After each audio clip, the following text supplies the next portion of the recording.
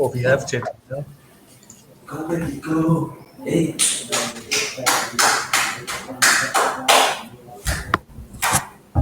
So, hey Chaitanya. Hi Vish. Hi Raja. Hey Raja. Hi Chaitanya. Hello. Hi Vish. Hi Raja. And Mr. Awadhesh also on the side Yeah. here. Awadhesh, can you hear us? Right? Yes, now I can hear you all. Better. Awesome. Log I in, log wish. out. Yeah, Animesh is back. Yeah. Yeah. Yeah, hi everyone. Hi. Thank you for joining for this EV30 and 30 panel. So I don't think we have Abhishek Ranjan today, but pretty much everyone else is here. So let me just do a very quick intro. Probably 1 minute from each one of you. Maybe let's start with Raja Gayam. Hi, I am Raja. I'm the CEO of Gayam Motorworks Private Limited. We are an electric mobility company based out of Hyderabad. So in addition to the Indian market, we export vehicles to various countries across the globe. We are primarily present in the last mile delivery segment, and our vehicles are being used for by companies like Amazon, Big Basket, Flipkart, Soko Watch, Jumia, and others. Okay. Raja also happens to be, I think, one of the shortlisted no, but I think the 25 biggest tech entrepreneurs in Entrepreneur India in 2018, right? Yeah, must be. Yeah, so great. So Vish, 1 minute intro. Sure. Thank you so much. So I'm Vish Ganti. I'm the managing director for AutoGrid in India. AutoGrid is a company based out of Silicon Valley, and we manage distributed energy resources. So EV is one asset class, but we build software aggregation platforms for battery storage, air conditioning systems, and obviously EVs are a very exciting growth area for us. So typically, our customers are utilities and discoms. So it allows these discoms to get visibility across the network of different charging point operators, so they can actually do smart charging as well as understand how load is growing in their different substations in different areas. So yeah, right now most of our work is around the world in Hong Kong, Japan, Australia, and Europe and US. India is an emerging market, and I lead the initiatives here. Great. Okay. Awadhesh. Hi, good evening. I'm Awadhesh, and I'm Executive Director for Fortum Charge and Drive India. Fortum is a Finnish energy utility company. So I'm responsible for EV charging infrastructure development in India. And primarily we are offering three business models. One is where we invest in the public charging infrastructure, which can be used by any EV user on pay-per-use. The second model which we are offering is the roaming platform or the CPO aggregation platform. So that is the popularly called as the EMP service provider. So that is the one model. And the third model which we have started recently is now integrating the CPO, the prospective CPO, because we are creating a marketplace where the person who wants to set up the charging infrastructure, they can also join, and the end customer can also join there. So that will be a third business model which we are offering to India. Thank you. Great. Chaitanya.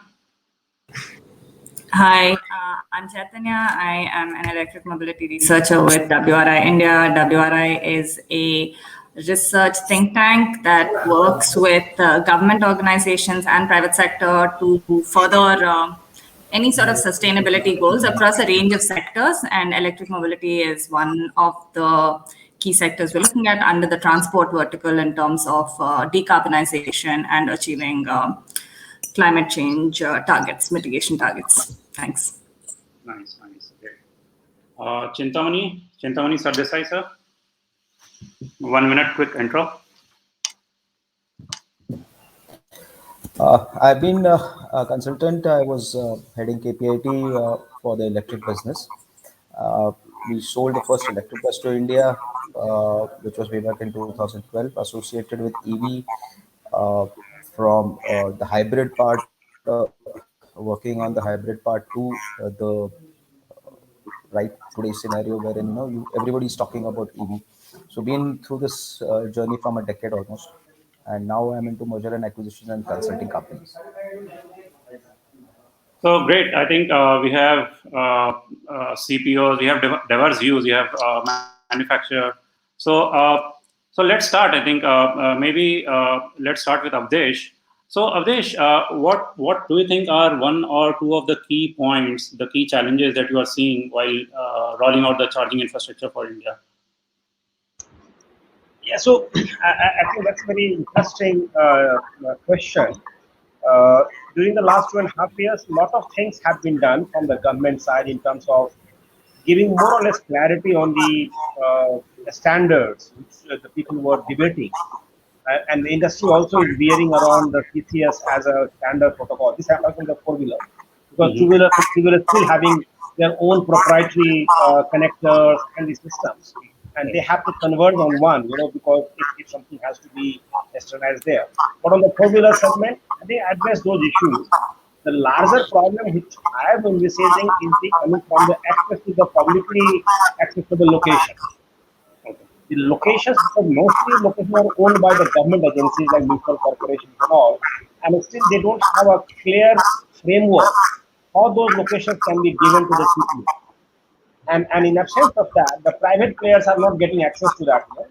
And mostly the government entities are only eligible for that one because they can directly buy to buy B2B segment, they can do the transactions with them. So that's one area where the government has to figure it out. And the second is the lesser cost on the upstream electricity infrastructure, because currently the vehicle itself is very less in number, and if you load the upstream infrastructure cost also on the CPOs, then the viability becomes further stretched. So these are the two areas where we feel if the things can be sorted out, it will expedite the infrastructure development.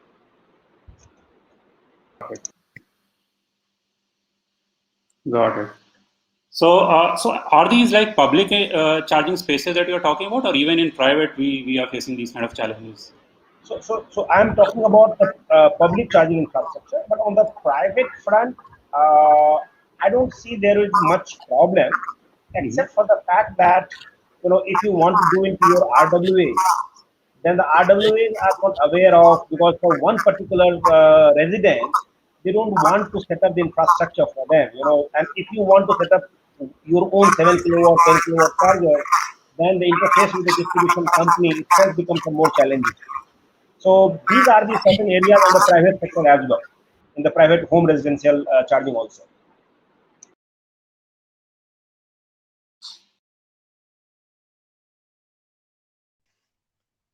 Animesh, looks like you're on mute.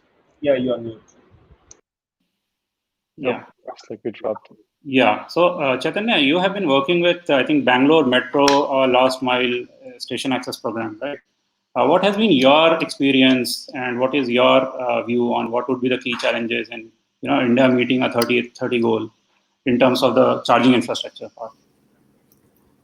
The profile you're referring to is really old, Animesh. So I've been working on a lot of electric mobility since then. So I think maybe I can comment a little bit on this.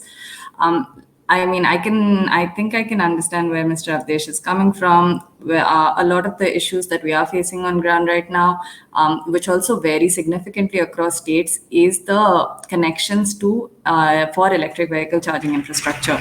So states vary as much as in terms of the upstream electrical infrastructure that a state is supposed to provide, that a DISCOM is supposed to provide, the limit of the sanctioned load goes anywhere from 25 kilowatts to 200 kilowatts, depending on which state you're in. So if you're in a state like Delhi, which has good capacity and is able to provide better connections, then you hit the lottery and you don't have to really spend too much on upstream charging infrastructure. Whereas if you're in a state with lesser capacity, or where DISCOMs don't have as much where DISCOMs are very cash strapped, and that's across the country actually, we find that they are not able to put up the funding for upstream electrical infrastructure. And this is a structural issue. It's not something that can be sorted out just by capacity building for the DISCOM. They need to get funding as well. They need to know where to incorporate the revenue stream as well. I think in the beginning, when there were very few charging infrastructure, then the state was more willing to actually put in the money for the transformers, but as the requests for charging infra are also growing and they are not able to incorporate this into their ARR calculations right now, that makes it really difficult for them to actually put up the funding for these transformers and therefore the cost actually gets transferred onto CPOs. So that's going to be a major block that needs to be figured out. I think, again, residential charging comes with its own set of challenges. Where Mr. Awadhesh was speaking about the RWAs, I think one of our other panelists will be able to speak to it in a personal experience manner much better. But again, there are challenges for RWAs. They have a certain sanctioned load, so they need to work within that load or put in the money to increase the size or the capacity of the connection. That requires some sort of complete audit process. It requires planning. It requires like standard operating procedures, which nobody's laying out. So, and an RWA is not really equipped to go and figure that out themselves. So it's a lot of teething troubles because it's a new infrastructure, this energy cum transport thing. It needs to be integrated into urban planning, transport planning, multiple planning frameworks, and it's only slowly happening. So I would say, yeah, those are a few challenges. That's actually seems to be a long list of challenges, but yeah, I think RWA, yes, we have seen those kind of challenges here as well from where I come from. So I think it's common all across India, right? So, Vish, would you like to add on something there? Any not being spoken of? Yeah, so it's actually so funny that the timing of this this event and what was happening in my own personal life is just like I can't tell you. So I'll just show you what my problem is, and you will know, right? So I'm literally living with an EV in my kitchen.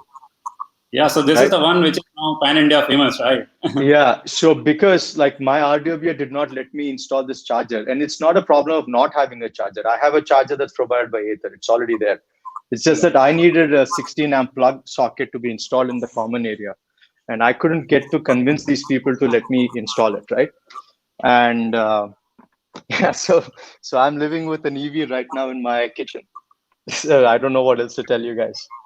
So this is the ground reality, actually, right? So and I'm somebody who's been in the industry for 10-12 years. I'm so well versed in this space, and as a person like me, I couldn't even convince 3-4 guys in my community to get this installed. So while we can talk about the technology, the people's perceptions and understandings have to be broken, and that is the biggest barrier to entry to this.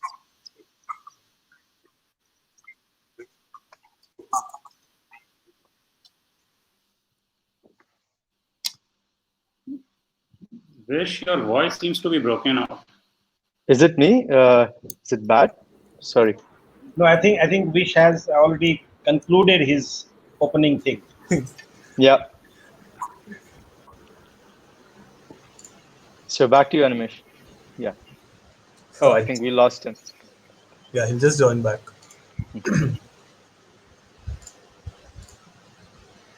So Vish, when I read out this particular thing on the Ken article beyond your first order, I mean, I was amused. So even for 16 ampere socket, you need to have so much struggle. Yeah, because the wire has to be drawn from the from my BESCOM meter all the way to this common area, and getting the permit of the RWA to draw the wire in the common area is the biggest challenge, right? Now, I've been fighting this battle for 4 months, and I finally got frustrated and loaded up in the elevator and brought it to my kitchen. I'm on the 5th floor, so this vehicle right now is in the 5th floor in the building. Great. So, Chintamani, any thoughts to add?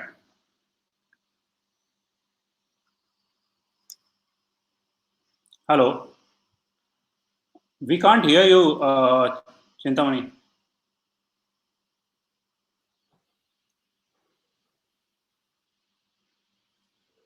I don't think we can hear you. So maybe you can try rejoining, and we'll have better audio. So, so while we get there, I think Raja, any thoughts from you on? I mean, you would love to see a lot of charging infrastructure in India, right? What do you think is the problem? So I will not wait for those days. So we work in an environment where we are able to provide charging stations, or our customers already have the charging stations. Whenever we have to install charging stations, we actually don't work there. We move away from there because of the problems that the other panelists have been raising. So there is enough market other than what there is quite a lot of market that we are unable to cater to in areas where the charging stations and connections are available. So we explore those areas and not try to convince a lot of bureaucratic people involved during the process. So our way of doing things is a little bit informal. So we try to seek out customers who already have the infrastructure in place where we can set up our vehicles. So from an OEM's point of view, it's very difficult if we try to convince a lot of people involved in terms of setting up the charging stations. So, in terms of government support, so we have seen something like FAME come up for OEMs, and the lithium prices have also been driven down. So primarily, I think there are like three parts to the equation. One is the vehicle price, second is the vehicle range, and third is the charging time. Right. Somehow I'm led to believe that the vehicle price and the battery price and the vehicle range is kind of solved, but the time of the charging is not yet solved. So FAME subsidy only talks about the vehicles. Do you think that there should be some kind of a subsidy for charging infrastructure as well? I'd love to have views from Awadhesh on this.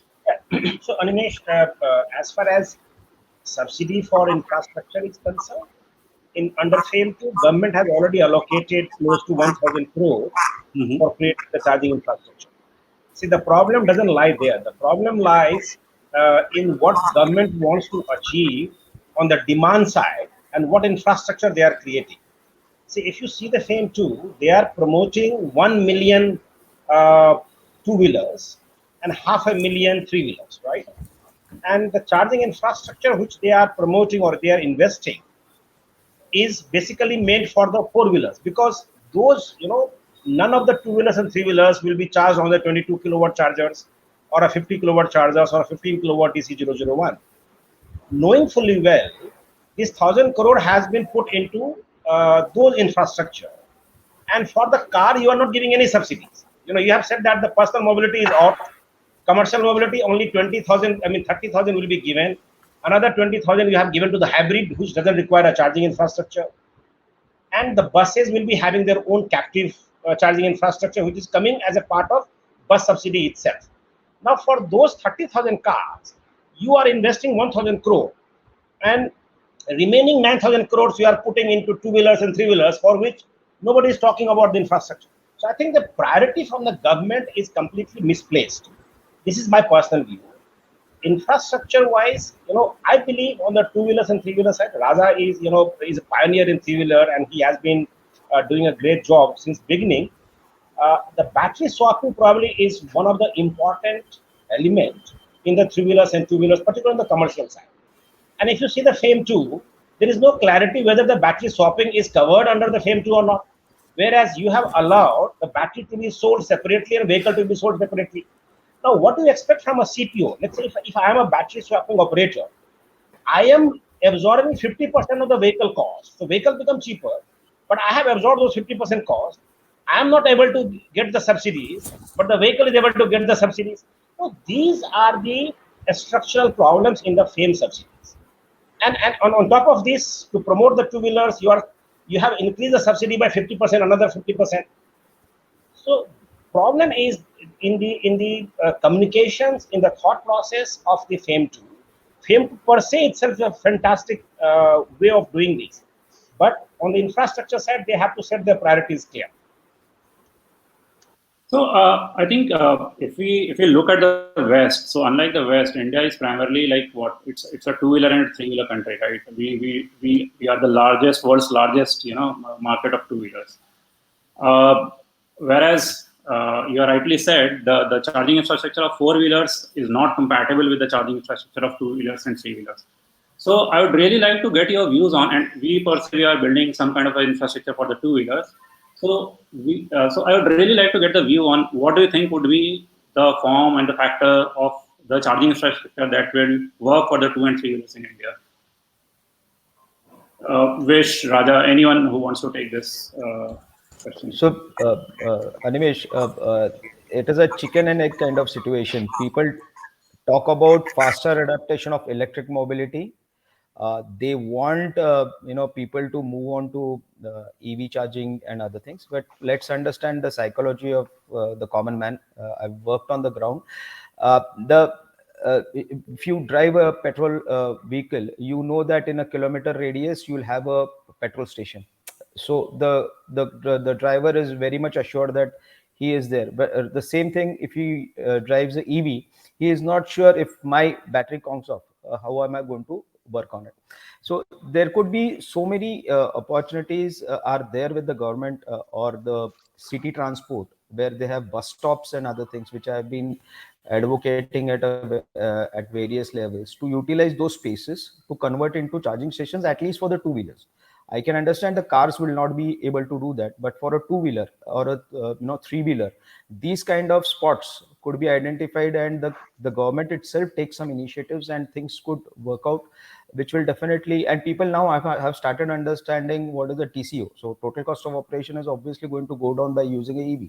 A common man, once the petrol prices have increased, have understood that yes, EV has to be the next thing which I have to go into. So that's the way it is. And the transport organizations are there almost in every city. So, and the STUs also could utilize those spaces for this. That's what my thought was. Raja, what kind of infrastructure do you see being developed for two wheelers and three wheelers going ahead? Because what I understand is that they are not compatible with the four wheeler infrastructure. So do you see separate existence of these two altogether? We will have parallel networks like that. So my view on electric vehicles is a little different. So I think we shouldn't push adoption of electric three wheelers for the sake of adopting electric vehicles.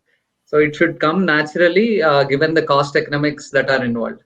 In the two wheeler and the three wheeler space, I think the cost economics currently make sense. In fact, three wheelers and two wheelers, three wheelers have been making sense for about 2 to 3 years now. So in terms of infrastructure, for the two-wheeler and three-wheeler space, in the two-wheeler space, it will be mostly personal transport. I think where someone can charge in their kitchens or at their homes. But in case of three-wheeler, which is primarily for public transportation, so that is where I might be biased because I'm a three-wheeler manufacturer. But I think for if you look at the entire public transportation scenario, three-wheelers play a major purpose in a country like India, where 45 million trips happen on a three-wheeler. So that is where I think the target has to be in terms of creating the infrastructure that is required. There have been a number of companies like Fortum and Sun Mobility and some others who have tried to